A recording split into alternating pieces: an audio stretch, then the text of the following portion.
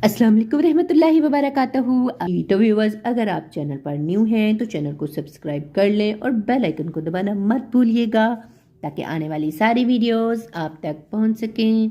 जी तो व्यूअर्स, आज हम बात करेंगे जादू की कदीम और पुरस्रार किताब के मुतालिक।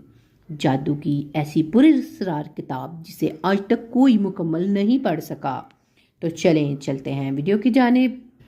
व्यूअर्स, इस पुरस्रार किताब की हिफाजत जिन्नात करते हैं। इसमें दर्ज काले जादू के अमलियात से कोई भी शख्स कवील जिस्सा जन्नात को तसरुफ में कर सकता है। कोशिश करने वाले अक्सर लोग पागलपन, मिर्गी या जिन्नात के हमले का शिकार हो रहे हैं। कई अरब ममालिक में इस पुरस्रार किताब पर पाबंदी आयद है। 6वीं सदी हिजरी को अरबी ज़बान में लिखी गई किताब अल कुबरा रूहानी अमलियात पर मुश्तमिल एक ऐसी किताब है जो अमलियात की दुनिया में एक पुरस्रार हसीयत रखती है और आज भी मुतनाज़ होने के बायस सऊदी अरब समेत दीगर इस्लामी ममालिक में पाबंदियों का सामना कर रही है। आम तौर पर इसके बारे में मालूमात रखने वाले अफराद यही जानते हैं कि इसे 6वीं सदी हिजरी के एक आलिम जो कि रूहानी अमलियात पर खासा अबू रखते थे ने कलम बंद किया था, जिसमें रूहानी अमलियात, जिन्नात को काबू करने और दीगर बहुत से अमलियात मौजूद हैं। लेकिन इसकी असल हकीकत से वही आगाह हैं जो या तो रूहानी उलूम से शदीद इल्म रखते हैं या फिर इन्हें अरबी के अलावा इब्रानी और यहूद के ज़ेर इस्तेमाल दीगर ज़ुबानों पर अबूर हासिल है।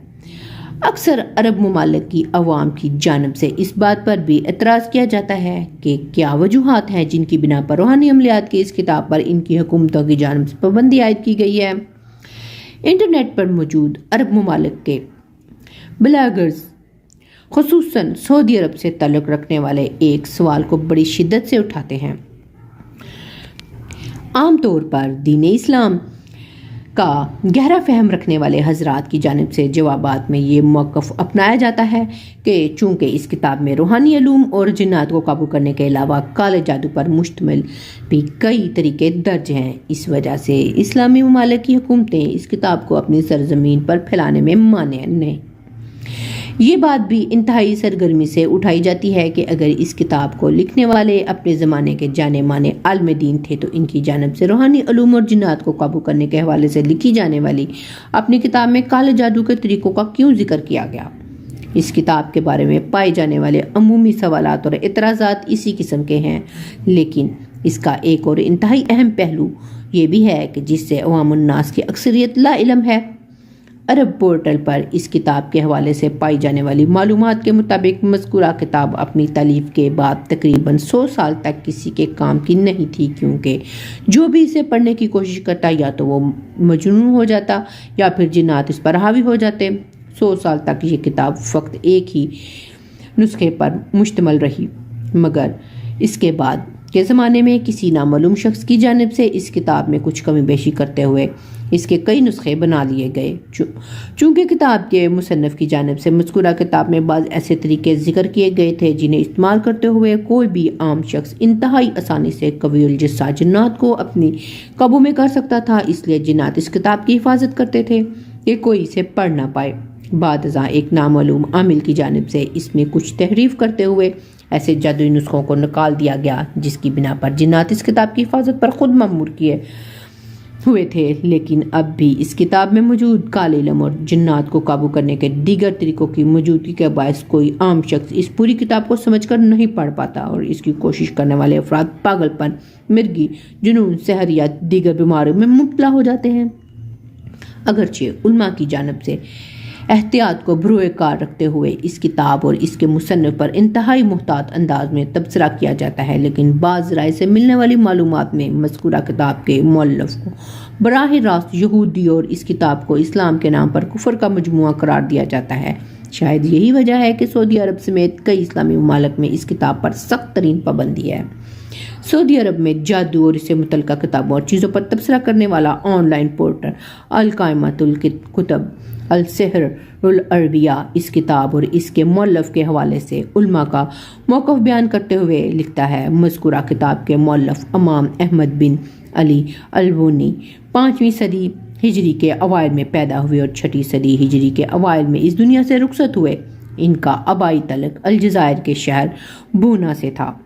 اس کتاب کا تعلق فقہی یا دینی امور سے ہونے کی بجائے خالص روحانی علوم سے ہے۔ انہوں نے اس کتاب میں اللہ رب العزت کے اسماء کی صفات اور مختلف صورتوں کی صفات کے علاوہ جنات کو قابو کرنے اور ان سے نجات پانے کے طریقے ذکر کیے ہیں، لیکن یہ بات بھی خاصی اہم ہے کہ اس کتاب میں بعض صورتوں کے درمیان عبرانی یا کسی ایسی زبان کے بعض الفاظ استعمال کیے گئے ہیں جو سمجھ سے بالاتر ہیں۔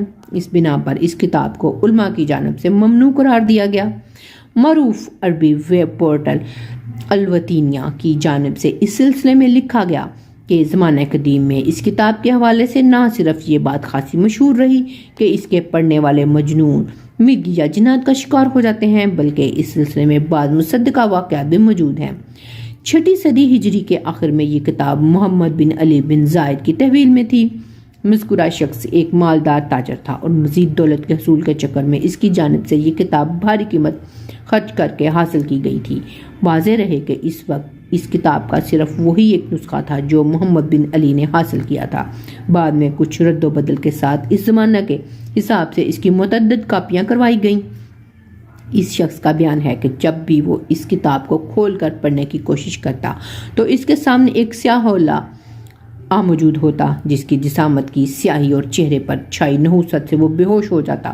کئی مرتبہ کی کوششوں کے بعد بالآخر اس کی جانب سے یہ کتاب ایک عالم دین کے حوالے کر دی گئی۔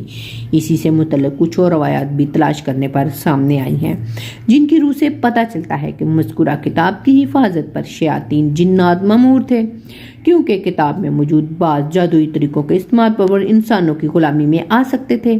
چونکہ کتاب خود ایک جادوئی عملیات کا نادر ذخیرہ تھی، اس بنا پر وہ اس بات پر بھی قادر نہ تھے کہ مذکورہ کتاب کو کچھ نقصان پہنچا سکتے۔ مذکورہ چند واقعات کے بعد یہ کتاب منظر عام سے غائب ہو گئی تھی اور 7ویں صدی ہجری میں جب وہ ایک بار پھر منظر عام پر آئی تو اس میں موجود مواد کو ایک حد تک حذف کیا جا چکا تھا۔ مذکورہ کتاب میں موجود وظائف جادوئی طریقہ کار میں سے اب بھی بعض ایسے ہیں جنہیں پڑھنے والا اگر کوئی عام انسان ہو تو عملیات کی ذرا برابر بھی شد بد نہ رکھتا ہو تو وہ خود فوری کسی ناگہانی آفت یا بلا سے دوچار ہو جاتا ہے۔ اب تک اس بات کی وضاحت نہیں ہو سکی کہ مذکورہ کتاب کے وہ کون سے حصے، بول یا جز ہیں جنہیں پڑھنے سے انسان مشکلات کا شکار ہو جاتا ہے، کیونکہ اب تک سامنے آنے والے واقعات میں ہر وہ شخص اپنے اوپر آنے والی ناگہانی آفت کے بعد یہ بات سرے سے ہی بھول چکا تھا کہ وہ کس حصے، بول یا جز کو پڑھ رہا تھا۔ اگرچہ علماء کا عموماً اس بات پر اتفاق ہے کہ یہ کتاب بظاہر قرآنی آیات و روحانی وظائف کا مجموعہ ہونے کے باوجود اپنے اندر کثرت سے پائے جانے والے غیر معروف الفاظ و جملوں کی بنا پر بڑی حد تک مشکوک حیثیت کی حامل ہے۔ 8ویں صدی ہجری کی ابتدا تک اس کتاب کے بارے میں کوئی خاص معلومات نہیں پائی جاتی تھیں، چونکہ یہ کتاب طباعت کے مرحلے سے گزرنے کے بعد بھی عام نہیں ہوئی تھی۔ اس لیے عوام الناس کی گفتگو میں کتاب کے قصے تو تھے، لیکن وہ اس کی زیارت سے محروم تھے۔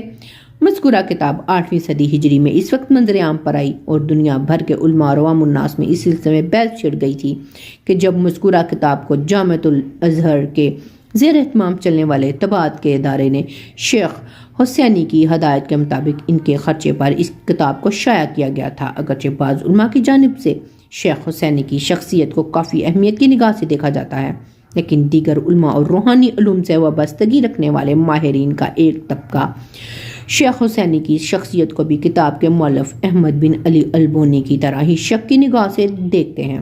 ایسے علماء کا کہنا ہے کہ شیخ حسینی بھی دراصل اسلامی تاریخ کا ایک سیاہ باب ہیں جنہوں نے ایک ایسے موقع پر اس کتاب کو دوبارہ جلا بخشی تھی جب لوگ اسے نظر انداز کرتے جا رہے تھے۔ یہی وہ دور تھا جب مختلف اسلامی ریاستوں کی جانب سے اس کتاب پر پابندی عائد کی گئی تھی۔ یہ اسلامی ریاستیں ان علاقوں میں سیاسی سیاق و سباق تبدیل ہونے کے باوجود آج بھی قائم ہیں۔ جی تو ویورز، آج بھی الشمس المعارف الکبریٰ کے نام سے عملیات کی کتب موجود ہیں جن کا اردو ترجمہ بھی دستیاب ہے، مگر یہ وہ کتاب نہیں ہے جو احمد بن علی البونی نے قلم بند کی تھی، بلکہ اس نام کو استعمال کرتے ہوئے مختلف عامل حضرات اپنی کتاب کا نام الشمس المعارف الکبریٰ رکھ دیتے ہیں اور مصنف کا نام احمد بن علی البونی لکھتے ہوئے خود کو مترجم کی حیثیت سے پیش کرتے ہیں۔ جی تو ویورز، کیسی لگی آپ کو آج کی ویڈیو کمنٹس میں ضرور بتائیے گا. ملتے ہیں نیکسٹ ویڈیو میں کسی اچھے سے ٹاپک کے ساتھ. تب تک کے لیے اجازت دیں. اللہ حافظ.